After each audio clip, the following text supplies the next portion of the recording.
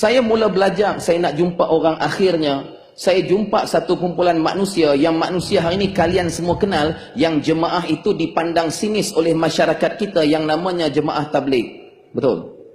Yang mereka ni pergi rumah ke rumah jumpa orang. Mereka tak pernah hentam orang macam saya duk hentam orang dalam masjid.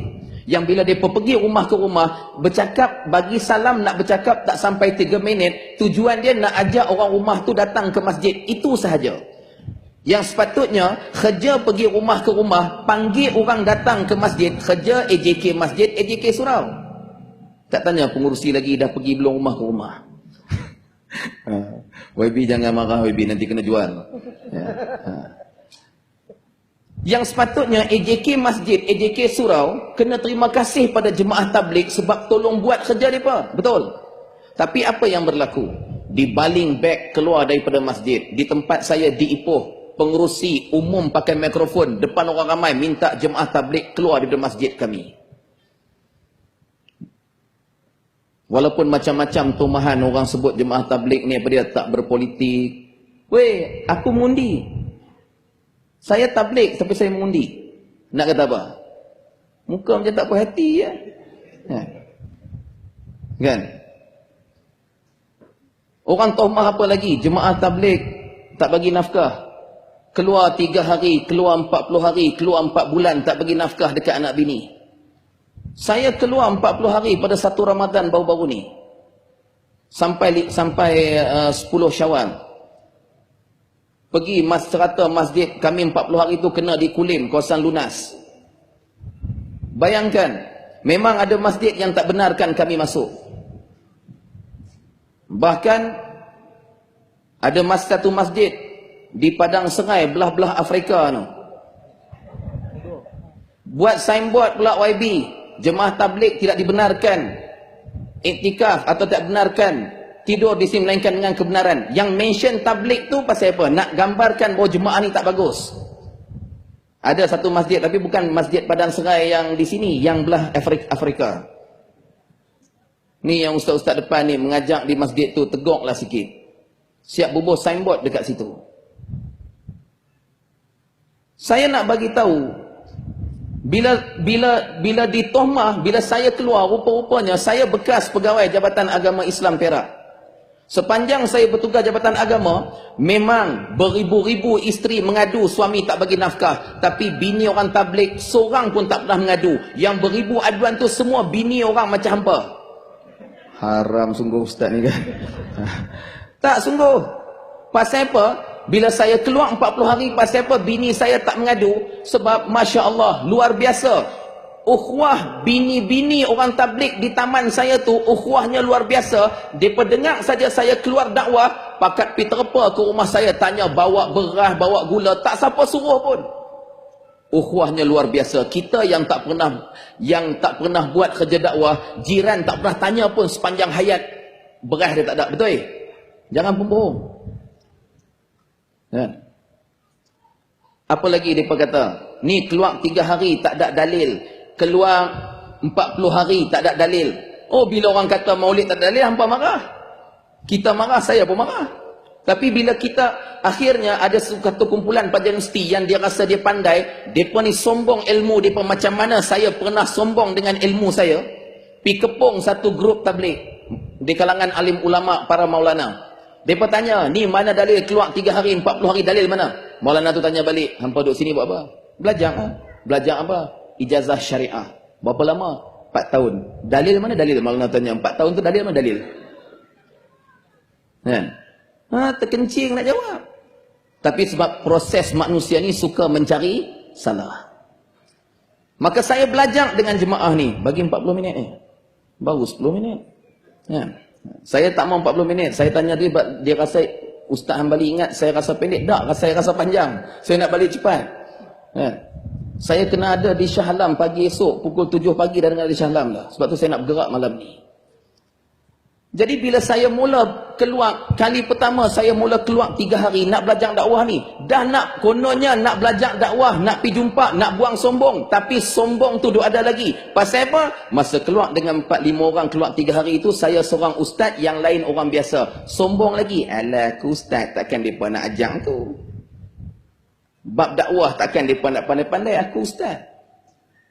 Bila keluar hari pertama tu petang tu lepas asar, ayah-ayah ibu sekalian, bila kami nak pergi ke rumah, oleh sebab mereka ni pula, mereka tahu saya panas baran, mereka tak bagi saya bercakap. Mereka kata, ustaz, pergi rumah ke rumah, diam. Mereka. Saya dalam hati ni merobak je kan, pandai macam pandai. Ni 4 mesti weh. Berapa mesti? Ni 4. Jordan, Sudan, UM, Aceh. Tapi, terror tak terror? Terror ke tak cakap lah. Terror kan? Terror kepala otak hampa. Bongok lagi, sombong pula tu. Sayalah saya. Apa yang berlaku ayah ibu muslim-muslimat sekalian? Kan rumah pertama lagi Allah uji. Bagi salam tak jawab, keluar seregah kami. Mai pula dia kata. Saya nampak halus je mamat tu hari tu. 4-5 orang tu pula, saya seorang pakai serban macam ni. Dia tambah lagi, dia kata, ni serban besar macam Bengali. Saya kata, dia ni memang patah hidung dah petang ni kan. Tengah saya duk geram tu, manusia yang saya pandang rendah sebab mereka bukan ustaz macam saya dari sudut ilmunya, salah seorang bila dia tengok wajah saya berubah, dia datang dekat saya, dia genggam tangan saya, dia bisik di telinga saya, dia kata, istighfar ustaz. Bila dia sebut suruh istighfar, dia sambung pula, dia kata, ustaz, makna sabar itu membalas segala kejahatan dengan kebaikan. Pada ketika itu, saya rasa sombong saya tu, air mata saya mengalir. Sebab saya baru perasan 20 tahun saya ceramah majlis surah, saya tipu orang ramai di saat saya baca Al-Quran, baca hadis tentang bab sabar. Setuju? Dari praktikalnya saya sendiri tak sabar. Sampai orang yang saya pandang rendah ilmu mereka ni, mereka ni datang sebut dekat saya makna sabar itu ialah membalas segala kejahatan dengan kebaikan.